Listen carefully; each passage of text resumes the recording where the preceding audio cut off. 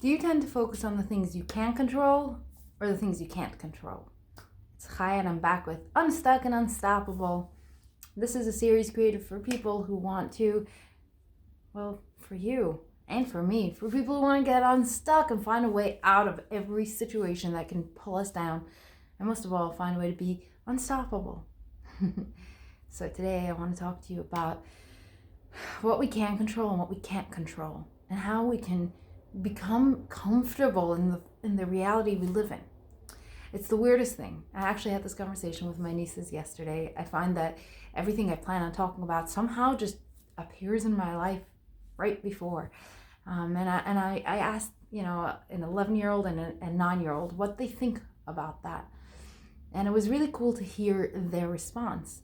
So the 11-year-old tells me, things you can't control, there's no point in wasting your energy on, because, you can think about it as much as you want, but it's not going to change it. And especially the past, like anything that was already, even if I could have done it better, why would I do it? This is how she speaks. She's so cute. And why would I even go back there? Because I can't do it better now. I can do it better, but I can't go back and do it better then. And the 9-year-old, it was really interesting. A very, very smart little girl looked at me. She said, "I don't like this." And I said, I understand that. There's no need to, continue talking about it if you don't feel like it. The conversation started because, the 9-year-old was looking at her little 3-year-old sister and 4-year-old sister and decided to tell her how she should act. And we started a conversation on how it's not in our place to control other people. And as this conversation is continuing, it kind of, the 9-year-old turned around and was like, "Oh God, what did I just do?" And she didn't want to continue talking because it would implicate her more. And what I realized at that moment was, this is how we are in life. Many times we can go through being different versions, either the 11-year-old, the 9-year-old, or the 3-year-old. Either we're getting controlled by other people. Sometimes we let them, sometimes we don't. But in reality, control is a factor of most of our lives. Or we can be like the 9-year-old trying to control other people because it's just so frustrating. Come on, sometimes you wish you could control other people, don't you? I know I do. And then there's the 11-year-old. And at that point, it's the breakthrough point when you realize, oh my God, like this never works. This is just like, it's crazy. Like, why? I can't control it. I can't control it whether or not someone wants to control me.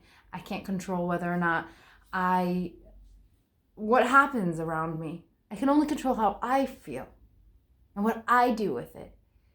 And at that breakthrough point, you have a whole new world available to you. So I want to bring you to that breakthrough point just by recognizing it, and then by a little guided meditation to help you connect inside of yourself to, oh my God, I'm not in control. I give it back over to you, to the one who is in control. So there's 2 parts to this that I want to express, and I'm going to try to keep it within the time frame, but my God, I can go for weeks. One is that recognize that you want control, and that's okay. It's important to recognize it. Control is another way of filling safety, of filling the need for certainty. But there is no such thing as certainty in this life. The only thing that's certain is that we all are going to die. Right? Life is so risky that no one gets out alive. So, are you really willing to waste time and energy creating something that there can't be in this world? Now, putting that one aside, recognizing and understanding that you have this need. And the second one is, and the one I'm not going to focus on so much, but I want you to recognize, is when you finally have the opportunity to make choices and it is in your control to choose. Notice, do you like it? Or are you one of those people who says, I'm so indecisive, I don't know how to make choices, I don't choose properly, I always make the wrong choices. So isn't that weird? You want the control, yet as soon as you have it, it's out. I don't want it. Someone else make the decision for me. The universe gives you some choices. It does give you the opportunity to be in control of some of your choices. and yet you're not willing to take it. Now that's going to be another episode, but for right here and right now, what I want to tell you is like this. Let's go there. How do we finally let go control? How? So right now, let's take a quick deep breath. Close our eyes.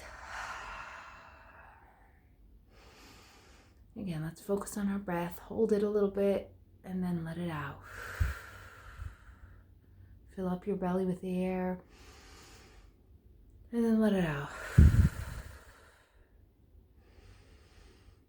And now continue in your regular breathing. And right here and right now, you have the opportunity to recognize that it is not in your control. And we're going to do this by connecting to something bigger and greater than you, giving you the power to feel that you're taken care of. You have always been taken care of, and you always will be. And I want you to allow yourself to feel this. I invite you to allow yourself to feel this. Allow yourself the space. Let's open this door from the sky. And a big white light, a pillar of white light, comes shooting down with love and kindness, with happiness, with protection, with endlessness. And let's allow it to come down into ourselves, to the top of our head. And as it goes through your body, allow this tingly feeling through the top of your head, to your ears and mouth and nose, down to your neck, to your shoulders, down your hands, your arms, your elbows, your fingers, all the way down to your heart and your chest. Allow it to go down even further to your hips, to your thighs, to your knees, and to your toes. And as it travels, realize how this light stays in every space that it's traveled in. And allow the space for it to take care of you right now. And heal all the parts that you cannot heal, or would take years for you to heal. Allow it to heal it. Your courage, your happiness, your love, your faith, your freedom, everything. Your productivity, your mindset. Allow it to just start healing you. And notice that when you let go, right now, this is what letting go is. When you let go, you start to come alive. That's when you really have the strength to go through anything, because you're taken care of. Right now, is there anything in the world that can get in your way? If the answer is no, notice how powerful you feel. And if any fears creep in, give it back to this white light. Give it back to love. Give it back to the universe, to the higher power. Some of us like to call him God. Give it back. And anything that shows up at this point, give it back to where it comes from. Put in a prayer as you do that. Like this. I pray for the desired outcome. And you say the desired outcome that you want. I pray for this, that, the other. Like, I'll do it like this. I pray that I can relinquish the need for others to see who I really am. And for me to act based off of other people's opinion of me. I surrender that to you. So we put in the prayer for whatever desired outcome we want, and then we surrender it. I pray that I let go of the need to be someone else's savior, and I can just be my own savior, even if that means letting go of them.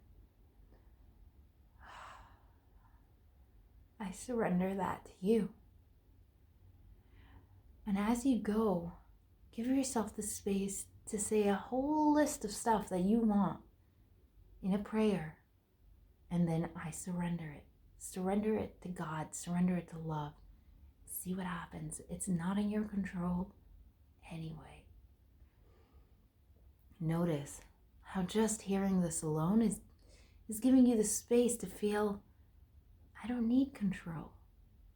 It's okay.